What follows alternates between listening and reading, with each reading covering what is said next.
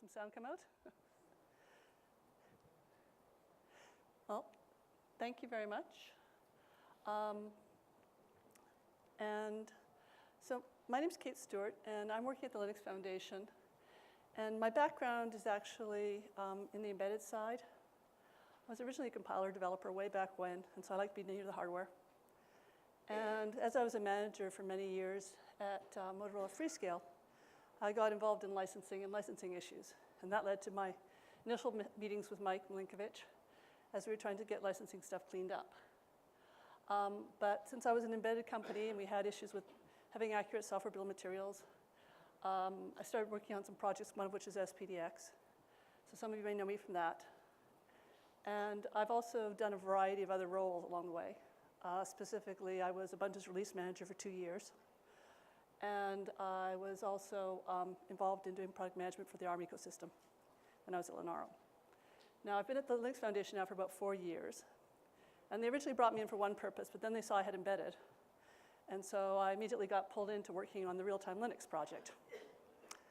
And I've had a long background with Linux. I've helped take companies through starting to use Linux for the first time, go through all the work with the legal. OK. And I've been a fan of Linux and open source as a manager rather than as a developer. My developer days were prior to open source really being a thing. So my perspective on it is a little bit different than just a straight developer. I care about things like, can I ship this product? Is there going to be a problem shipping it? Is some lawyer going to go, aha, at the end of the day for me? I don't like that feeling. I've had it. I don't like it, don't want it again. So there's certain things I'll be talking about today that are important. And any of you familiar with the Linux kernel community a bit? OK. So right now, we're going through a stage of cleaning up the licensing in the Linux kernel. So it can go back to sort of like, be as good as Eclipse is with their projects. But some of these fundamental issues are things that I've been sort of caring about. Now, when we had the opportunity to start a new RTOS, I wanted to make sure a lot of the best practices from the Linux kernel were used for it. So I was there with helping to do some initial analysis and so forth. And so I've studied a lot of the whole ecosystem to a large extent, and I've been keeping monitoring it as things evolve since then. So what I'm going to walk you through is a little bit of some of the analysis I've done, assuming I can get this to go. Fine. As we saw this morning from Frederick, the IoT Constrained Device Stack is fairly complete for, there's solutions for the communication, the hardware, and the management. However, when it comes to the OS/RTOS, it's usually left as a blank. So one of the things I was sort of looking at is, OK, what can that be?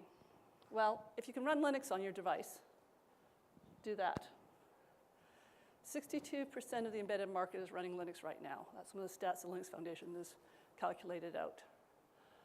But if Linux won't fit for certain reasons, usually size or power or something like that, what are the options? Well, the Eclipse had their IoT survey just out recently. And from that, you can sort of see that Windows and FreeRTOS are the dominant. And then you have a long trail down. And there's a lot more there than are being shown. I don't know if there's more in their stats that are there or not, but there's a few more? OK. Well, it's actually very, roll your own is very, very prevalent. I was really happy to see roll your own go down this year. I think that's a step in the positive direction for many reasons I'll get into a bit later. But from the Eclipse IoT community that participated in the survey, Windows and FreeRTOS were definitely the dominant. And that isn't surprising. They've been around for a long time. And then the no OS, obviously. But we're seeing a landscape here. And so right now, if Linux is too big, there's sort of three choices. You can use a commercial proprietary OS like Windows, QNX, VxWorks, Nucleus, Integrity from Green Hills. Those tend to be the ones that get used in various products. And they have a lot of work behind them. And then there's oh, it's too small for an OS. I don't want to do it. I'm just going to roll my own. And then there's the open source ones. Well, this talk is pretty much going to focus completely on the open source ones. I'm not going to do any comparisons to any of the proprietaries. I'll let those be exercises for the reader or the participant in the call. So which OS is going to be right for your constrained device? For that last use case there. Well, this is actually the RTOS landscape I'm aware of. If any of you guys know one, ECOS is one I contemplated adding up there, but it really hasn't been active for a while. That was the only other one that I was sort of thinking about probably putting on. And I wasn't quite sure how to. Google announced their IoT SDK, which really isn't a kernel. It's everything around the kernel to interact. So I didn't really put that one on. But if you know anything I've missed, please come tell me afterwards. And I will start researching it and adding it to the research. Now, the one really, really, really helpful property of this is everything except for NuttX is now on GitHub. So I can do apples to apples really easy. It's called, you go to the project, you go to Insights, you set the period of time for a month, and you just go look at everything at the same point in time. So all of a sudden, I have a nice, super simple tool to do stats across the ecosystem. And so this is what I've been using and doing some work on. And I'll get into those details a little bit later. But these are the types of criteria I think you should consider when choosing an RTOS. Obviously, the first thing is going to be, is the chip and hardware you're planning on using supported? Okay? That's usually what it boils down to before you can even go further. The next thing is obviously the memory footprint. There's quite a big difference between having, 10K versus 512K in terms of what you can do and what your security story might be. Do you need hard real time or not? These things are factors. Obviously, are you wired or wireless? And what pro stacks do you need to run on it? And what's your battery and power budget like? I'm actually looking forward to the next talk and learning more about Voltron myself after this. It's been a really useful day today for me.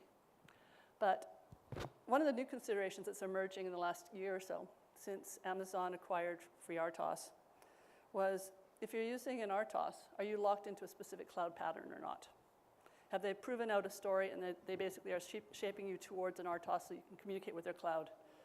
Alibaba has AliOS things, and they're wanting their solution. Huawei has LiDeOS, and they're basically building that up as a solution for their space and their servers, so they can authenticate and they can control the whole story. And sometimes if you're working in those markets, that's a consideration here. But then, other things to think about is, do you have licensing and patent risks? What open source license is it under? Open source means that the source is available, but you still have to adhere to the license that's with it. And you have to know that the license, you can understand what the license is and be able to, articulate the terms. Obviously, you want to make sure you can follow right security practices, or that the OS is following reasonable security practices and is a healthy community. 3 of the OSs you saw on the last page, well, 2 have had 0 patches in the last year, and 1 has only had 1. Okay? They're not really active and vibrant. Now, one of which you'd expect, because they've been superseded by other code bases. Actually, 2 of them have been superseded by other code bases. But nonetheless, they're there, and people may still use them. So what's happening from a security perspective if you're using something that there isn't an upstream community around? Then you want to make sure your data is private. Is there a solution out there in the open source space to let you have a secure boot, set up a secure tunnel and channel, encrypted or not, and authenticate your devices? Okay, only get data from the devices you expect to get data from. Don't let someone spoof you, things like that. These are all considerations that should be thought about when you're making your choices. And then, are there developers available in the ecosystem to do value-add work for you? Can you find developers out there who know your stuff? Okay? And then the last thing is, are you potentially going to be is your device and your product going to be part of a critical infrastructure? Are you going to need to look at going after safety certifications? So these are the questions. Now, does anyone have other questions I should be adding onto this list? Any thoughts? Feel free to raise your hands. I want this interactive if possible. It's more fun for me. Okay. Yes, go. The life cycle, you are working in avionics, some of that gear sits out there for decades. Forever, yep. Life cycle is definitely one I should probably be adding on to this. Good one. Yep, and that's part of sort of what was happening with that upstream being like, is there people around? And things like the concept of using a long-term support kernels and long-term support releases was one of the concepts that's worked well in Linux. And having that type of concept in some of these other open source ecosystems is something I'll get into towards the end there. So, quick rule of thumb. The longer it's been around, the more devices are supported, if it's been accepting things upstream regularly over time. FreeRTOS basically had its first commits in 2004. And then the Amazon FreeRTOS basically was, that was originally under GPL license, and then Amazon FreeRTOS moved over to MIT when they did it. So they relicensed the code completely. I'll go a little bit more into some of the licensing issues. But you can sort of see that Contiki is still very, Contiki has been replaced by Contiki NG. And 2017, that happened. And then in 2017, also, FreeRTOS went to Amazon FreeRTOS. Those are, and then in 2015, Samsung took a fork of NuttX, and that's Tizen RT. It is actually the same code base with a different license put on the top of it. So we've got a rather interesting shifting dynamic sitting here of these RTOSs. And depending on the point in time you put your product out, that gives you, what you had available at the time. When was your time to market? What was your decisions you were making? What was things better? And what we're trying to figure out is how do we basically work through these ecosystems and get enough technologies up there that we can get these communities going. But mostly, if it's been around for a long time, it's probably got more of the devices there, especially if it still has an active community. And like NuttX does, for instance, as does RIOT.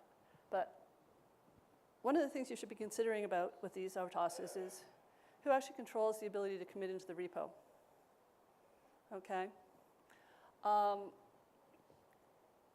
Basically, all of these ones on this one side have either dominated the maintainership or have basically, mbed started off with a CLA. All of these require a CLA except for mbed, and mbed started with a CLA but basically shifted. However, the bulk of the maintainers are still working for ARM on that repo.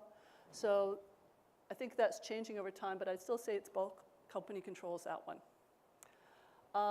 Community controls these other ones on the other side, and these are people who've stepped up from various self-interests and so forth, and companies too for that matter. But they have a slightly more diversified background, or they're working with something like Minute is under the Eclipse Foundation. RIOT is a group that's gotten together, and they're working under an LGPL license. And it's a community, and you sort of see the community maintainer dynamics and the shifting and basically having more of that going on. Contiki NG is quite vibrant now. RT thread as well. So all of these ones there on that community side have a legitimate community, and you're seeing evidence of it in the code bases, or have seen it in the past for some of the ones that are quiet now. So one of the other factors to consider is who owns the IP that you've upstreamed to the project. You want your device supported. You want it upstream. You want to be able to take advantage of security fixes. Do you have to sign a CLA and let the company put it out under their copyright? NuttX, Gregory Nutt, still requires that. Amazon does, as does Samsung, Huawei, and Alibaba right now. So those OSs are that way. The other model that's there is the aggregate, where you basically are signing a CLA still, but you're giving it to a sort of a group. Minute goes to the Apache Foundation. So it's the Apache Foundation owns the IP if you want it upstreamed. And RT thread it's the RT thread authors is how they've structured it. Okay? And so their copyrights are that way. And then there's something called, in equals out or contributor agreement, so forth. And that tends to be what the Linux kernel uses, in the sense that it's like something like the DCO, or right now using a common GitHub methodology today. You basically are submitting it in, someone's reviewing it, signing it off, and it's going in the repo. And you basically are asserting you have the rights to be able to contribute it by the fact that you're doing it. And Mbed is now into that space. And they do let you have copyrights, but it was initially different. But the other ones there, you preserve your own copyrights and preserve your IP so that you can reuse it somewhere else and relicense it if you need to. Now, open source licenses are sort of interesting. The Copyleft family is the GPL and LGPL. FreeRTOS started off as GPL2 and then was moved over to MIT when Amazon acquired them. That's interesting in the sense that GPL2 has an implicit patent grant. So some people make the argument that there's a patent grant. When it moved over to MIT, it no longer had the patent grant there. That MIT license does not have a patent grant at all. But if you really want your IP protected, you can go and pay Amazon some extra money. So if you look on their website, you'll see if you want the IP indemnification, you can go and you can get it. They will indemnify you. But it is not the default that it was underneath when it was under GPL2. This is why it's sort of important to look at your licensing. RIOT is under the LGPL. And then RT thread was under GPL. And then last October, they suddenly decided that they were going to be under Apache. And so I haven't dug into that one enough yet to really have an opinion on it. But I just wanted to note that it moved over. The permissive licenses that are here in the center are mostly variants of MIT or BSD, either BSD2 or BSD3 clause. And there's certain obligations with those. Mbed, I put it on the dotted line because it is explicitly BSD and Apache 2. So some code's gone in Apache, some code's gone in BSD. It came in from BSD. And they sort of made it more flexible. NuttX suddenly it's a set of files that have interesting licensing in them when you actually dig into the details. And at top level was a BSD. And then when it moved over to Tizen, it went to suddenly becoming Apache 2 at the top level, which implies a patent grant, but then the question is, the files are still there from before. So understanding what's there, what does it make sense, so forth. RTOS is using Apache, but they pull in from a lot of other ecosystems, including Zephyr. They get their Bluetooth stack from Zephyr. And then Minute was actually written from scratch. It's Apache, it's pretty clean, and Zephyr is pretty clean, and just pure Apache. Although we have an external directory, so anything that's not Apache is there so you can see it and find it. So understanding what's actually happening at that licensing level is key to being able to just use it, work with it, ship it, versus basically spending a couple of weeks crawling through the code and arguing with the lawyers that you can actually ship it. And then it becomes a risk management decision. Will someone come after you? Will they not? Low volume generally doesn't hit. However, when you're starting to be high volume, you become a target for certain people. So the ones that I've gone through, the ones here that are under structured and explicit, they either have a very explicit header, like you guys are doing in Eclipse, that's detectable and uniformly applied and things don't go in without it, or they've spent effort on cleaning things up. When there's a CLAs involved, generally people do keep a pretty good eye on their licensing. When people are aggregating things quickly from many places, that's when we end up in problems. And so the files on the right, I'd suggest, if you're wanting to use one of those, I'd have a good look inside the code base and check your licensing before you get yourself wedded to it for that reason. On the other hand, a lot of those code bases are very good for doing quick proof of concepts. And it's just depending on what you're really need to do here. If you're proving something out, all cool. If you're having to go to a major production with it, make sure you pay attention to your licensing before you spend a lot of investment on it. The other thing that's getting more and more important is, are you able to track security vulnerabilities? security vulnerabilities are with us now. They always have been. They're just bugs in one form or another. But we have mechanisms in the ecosystem. There's things that scan. They know vulnerabilities. They've got databases. People copied code. They know it's vulnerable. People detect it. Things like that. There's ways that you can look at code and then report it upstream and say that I fixed this vulnerability. There's something, show of hands, who's heard of a CVE? Yeah. So the CVE numbering authorities are the ones who assign the CVE numbers.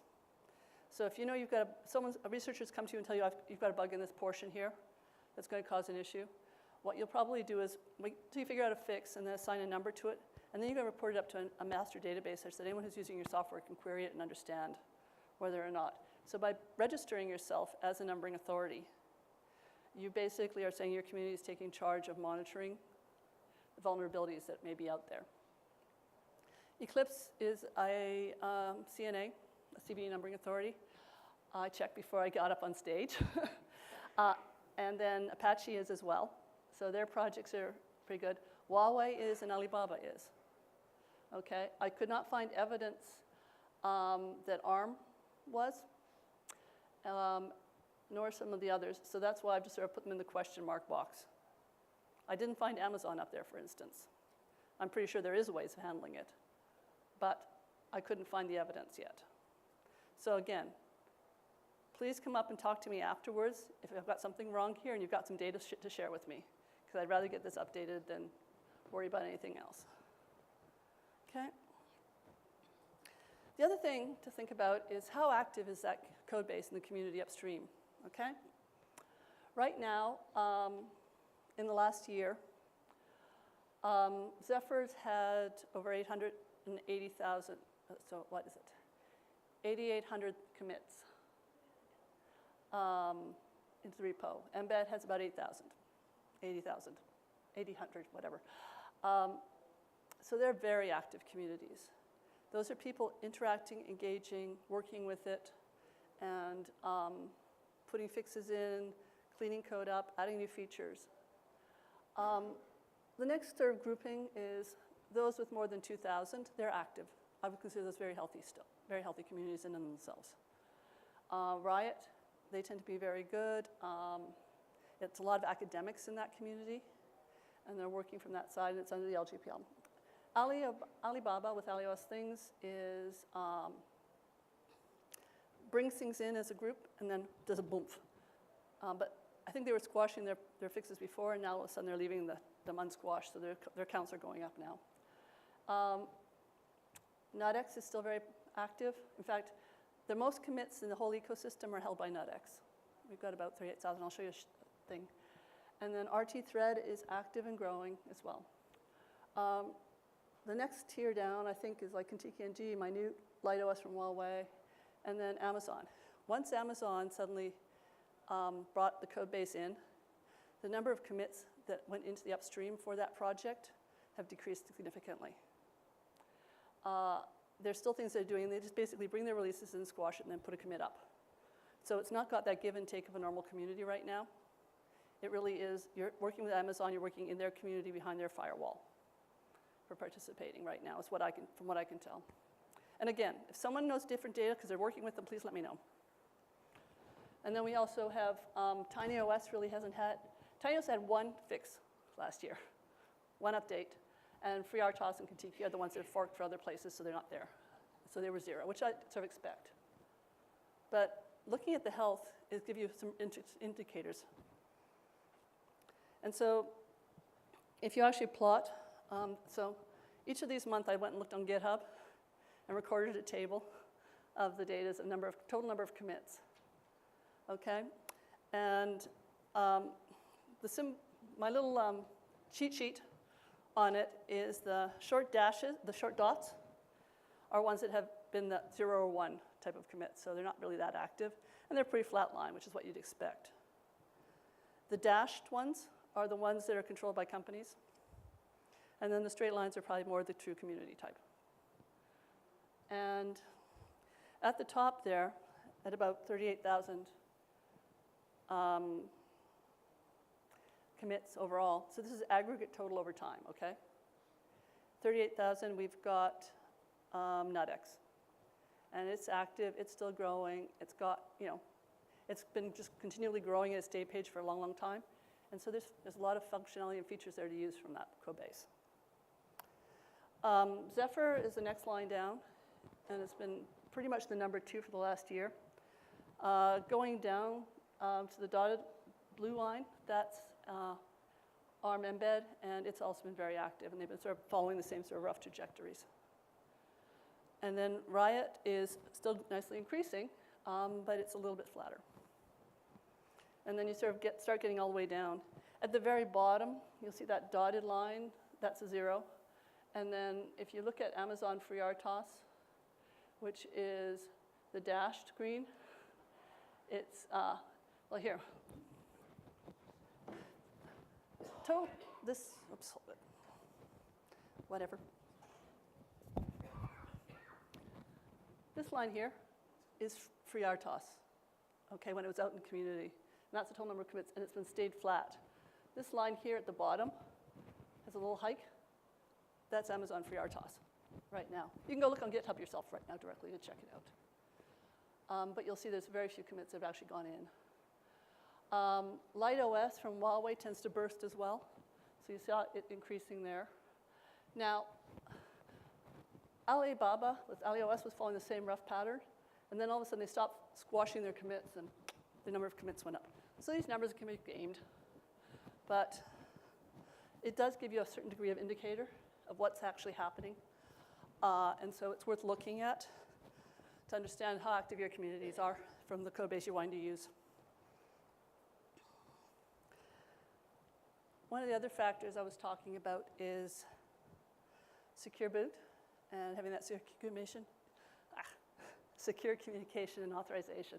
Are you actually authorized to get data from the data?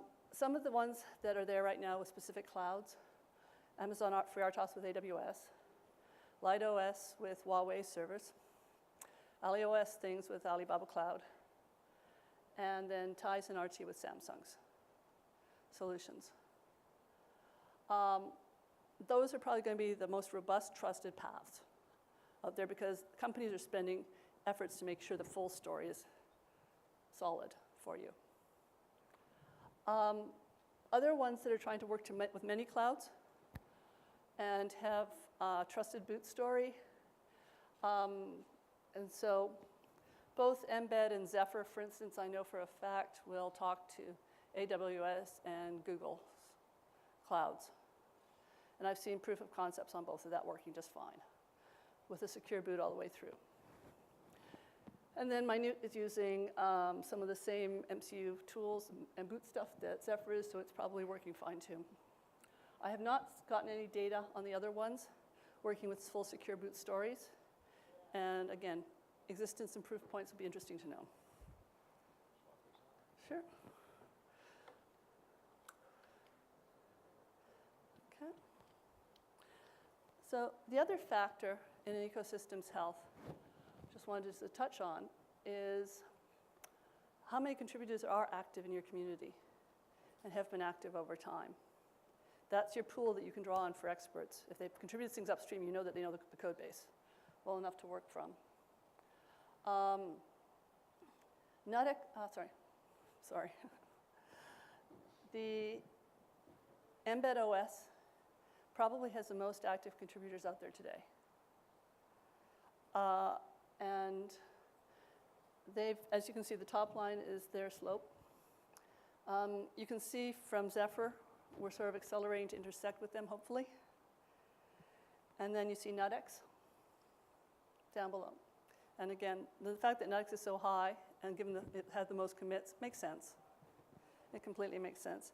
And then you start getting down into the RIOT group is pretty active still, and they're slowly and surely increasing on the number of developers, not as fast as the other ones. But they're on a positive trajectory, and people are participating, and new people are coming into the community. The thread, let's see. See if this will work, at least the pointer will work. Yes, maybe, there. Okay. This line here, RT thread, as you can see, is on a positive trajectory. And this is around the time that they changed the licensing. So make of it what you will. But if you want to look at that, that's probably worth taking note of and keeping an eye on, because I am, or at least I'm finding it interesting. And then then we have the various stories, and then we have some of these flat line ones, like that one's flat, and that one, because those code bases, no one's doing anything in them. But that's kind of sort of what 1 year looks like as a snapshot across all these different RTOSs. And then we have, I want to use this RTOS in a safety certified option. Do you want safety certification? Are you working in critical infrastructure? Is someone's life, is working in a medical implantable device? Is it working in an automobile? This is mostly where those proprietary OSs we've started talking about at the start are there, because they've had the resources to basically go through these certifications because of the models of their charging. Right now, if you want to go from FreeRTOS, before you could do the SaferRTOS, that was an option that was out there, and Amazon has an equivalent now for it as well. And so you can go to a proprietary store if you want to go after the safety certifications. The reason these things are going to proprietary and going to licensing fees and so forth is it costs a lot to go through this process of going through certifications in a traditional way. With Zephyr, what we're doing is we're actually taking and pulling out an LTS. We just finished announcing it. It's a 114 LTS. It came out last month, and we're using that as a basis for going after an auditable code base that we can go after with for safety certifications. Probably initially 61508, and then we'll see where we go based on our membership. And if anyone has any data on the other side of where they're being used in safety certified things, again, please come talk to me. Educate me. I welcome it. Okay? So as you can see, Zephyr seems to be the only real OS right now that's trying to really go after that safety certification story in a public way. That's one of the projects I'm working on. We've been trying to do a lot of the things. It's very comfortable to Linux developers to move into Zephyr. It's structured similar. The behaviors are a lot similar. And so this is part of, I think, the reason for the growth. And we are trying to get ourselves ready for that certification. We've got 3 main code repositories, all of which are open and public. Well, we've got 2 today. We'll have a 3rd soon. There's the development one, which is a normal development cadence. We have a 3-month cycle. And then once we cut that LTS, so we just cut our first LTS, so we're still pioneering our way through this. But we have a lot of things in place. And from a subset of that LTS, we'll take the auditable. Okay? Zephyr has a pretty full, complete stack. You'll see some of your favorite Eclipse projects implemented on top of it, as well as the common protocols and so forth. Okay. And it has the threading models. With the latest 114 release, it has POSIX support, native POSIX support now, which it didn't have until then, which was one of the things people had wanted. And it's probably got one of the best Bluetooth stacks in the industry right now. The Bluetooth SIG basically uses Zephyr as a code base for proving the spec out. And so as soon as the spec is public, the code is public now, rather than this code base, which is why Alibaba takes our code base and just moves it in, because it's license compatible into theirs. But this is a team that's sort of actively working on it in advance. And they work in private underneath the Bluetooth SIG reviews, and then when they're allowed to, they make it visible. We are at LTS today. We do have a security working group that meets bi-weekly. We've publicly documented our security coding practices. We are a CNA. We have got criteria. And if you look at the 114 release notes, you'll see us documenting a few of the CVEs we found that people reported to us. There's a best practices project for open source called by Core Infrastructure Initiative called the Best Practices. We're actually one of the 3 gold badges that are out there. Linux isn't quite there. It's still at the top level of silver. So if we were having some fun trying to get there before Linux was. And we're actually doing a lot of automation right now. We have weekly covariety scans. We're getting midsource scans going so forth as we're trying to keep the code base up to date. So we're trying to test to avoid regressions as much as possible in all the code bases.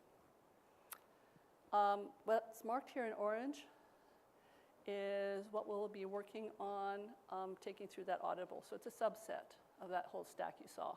That's the kernel and some key drivers. And this is what we'll be taking, making sure it's fully MISRA compliant, and we have everything, requirements-based documented, and the artifacts appropriate for this, so that people can then take you and use Zephyr and make it into those products.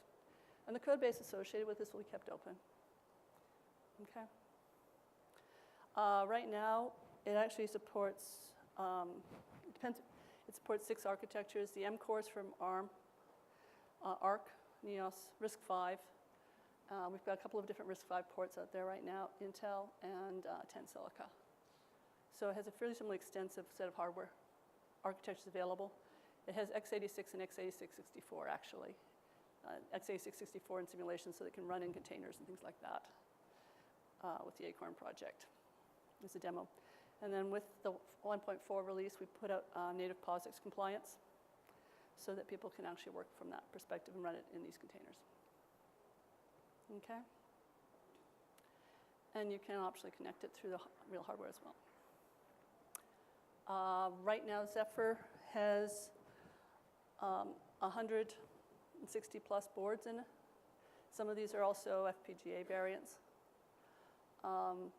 And so the code repository has a lot of the new common boards in. So a lot of the new boards are being added, pretty much every month or so, or you're seeing 2 or 3 new boards going into it.